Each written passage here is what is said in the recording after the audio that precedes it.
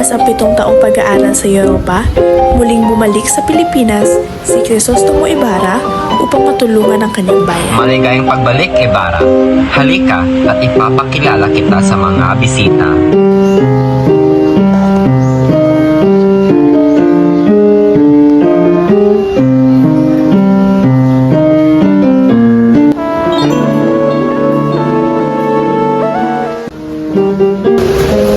Ay, sana hindi ka naman nagbago sa Europa, iho.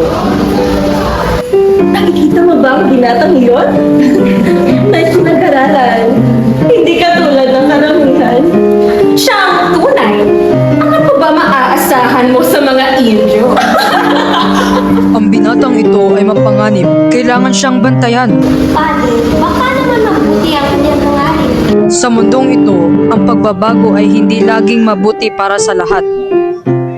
Habang nag-uusap at nakikinig sa mga balita tungkol sa kanyang ama, nalaman ni Ibarra ang malungkot na katotohanan. Si Don Rafael Ibarra, ang kanyang ama, ay namatay sa bilangguan. Nalaman ni Crisostomo na maling inakusahan ng mga praile, partikular ni Padre Damaso, at ikinulong bilang parusa sa umano'y pagiging banta sa simbahan at sa pamahalaang Espanyol. Hindi binigyan si Don Rafael ng patas na paglilitis, at kahit namatay na siya sa bilangguan, hindi pa rin siya naiparangal ng maayos sa kanyang libing. Hindi ko hayaan na masayang ang kanyang buhay. Sa aking pabalik, gagawin ko mas matatag ang aking bayan.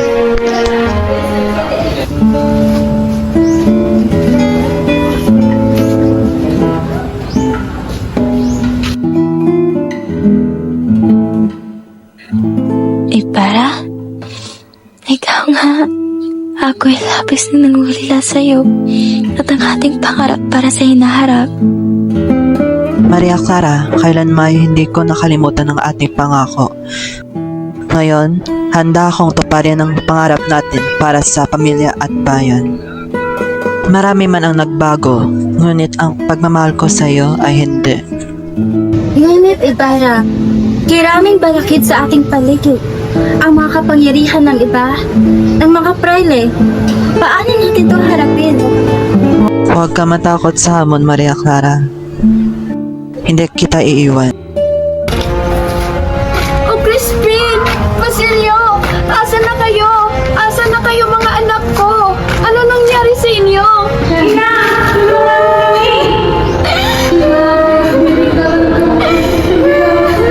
Oh, Diyos ko!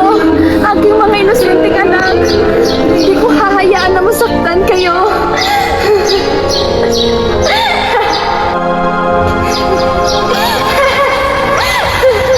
Sa isang sulok ng pagtitipon, makikita si Doña Victorina na nagmamalabis upang magbukang Doña mataas ang estado. Consolacion! Doña Victorina!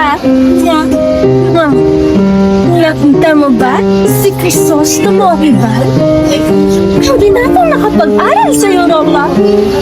Tulad niya, nais ko rin makilala sa aking kagalingan at katayuan sa liinan. Oo nga, Doña Victorina. Nais ko rin siyang sanang makilala. Ngunit, kailangan ko maging maingat sa bawat kilos at bawat pananalita upang hindi mapag-iwanan. Siyang tunay na amiga. Kailangan natin makita sa lahat na mas higit tayo sa iba. Hindi pwedeng isipin ng kahit sino man. Kaya tayo'y simple lasa.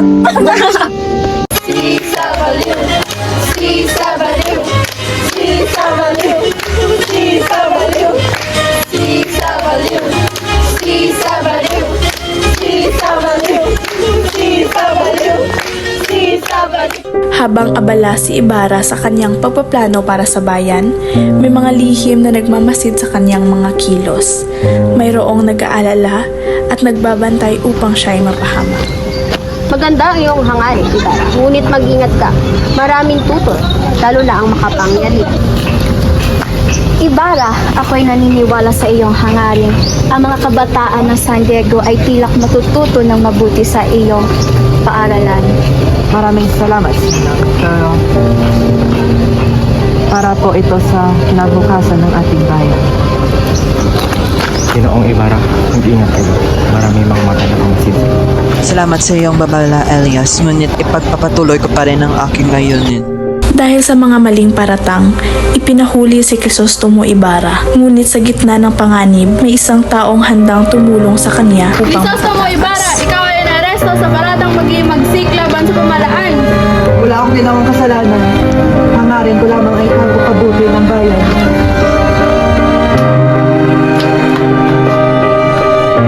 Ginoong Ibarra, kailangan na nating umalis. Nasa panganib ang iyong buhay. Bakit mo ako tinutulungan? Dahil naniniwala ko sa iyong hangarin. Halika, iligtas ko kayo rito. Naroon sila! Huwag hayaang makatakas!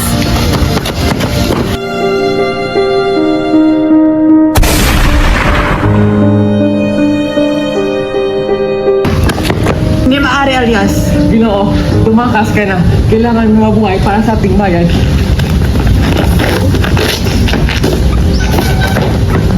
Ginoo! Sugatan kayo!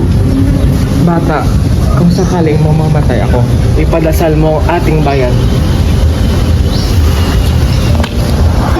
Anak, para sa iyong kaligtasan, kailangan mong mamili. Ama, ito na ba talaga ang aking kapalaran? Wala na ba talaga akong kalayaan? Sa kumbento, makikita mo ang kapayapaan ng iyong panuluwa kung ayaw mong magpakasal kay Linares. Huwag kang mawala ng pag-asa, Maria Clara. Ang puso ko'y nakalaan kay Crisostomo. Ngunit hindi ko ang natatangay. Tatanggapin ko ang aking kapalaran. nagwakas ang kanilang pag-ibig sa gitna ng pang-aapi at kawalang katarungan. Ngunit ang apoy ng pagbabago ay patuloy na magliliyab sa puso ng mga handang lumaban para sa bayan. Tinapuan ang tanaw, mabibighani ang sinumang sisilay. Sa kabila ng pagdurusa at kawalang katarungan, nananatili ang pag-asa sa puso ng mga nagmamahal sa bayan. Ang kanilang mga sakripisyo ay naging simula ng kamalayan at pagbabago. Ang Noli Me Tangere ay paalala na ang kalayaan at katarungan ay pinaglalaban ng mga may tapang at pagmamahal sa bayan. May pinag-aralan. Hindi nga. Diyos ko po. Hindi kaya mong magpag- Go. Hina.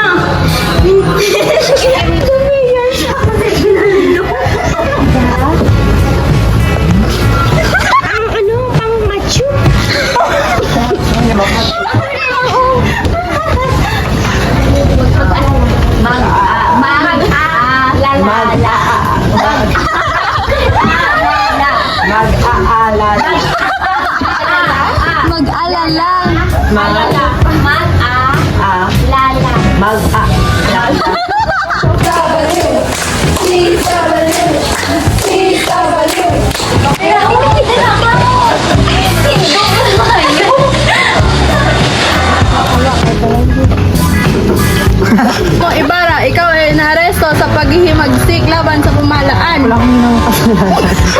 Wala akong ginawang kasalanan. Para po to.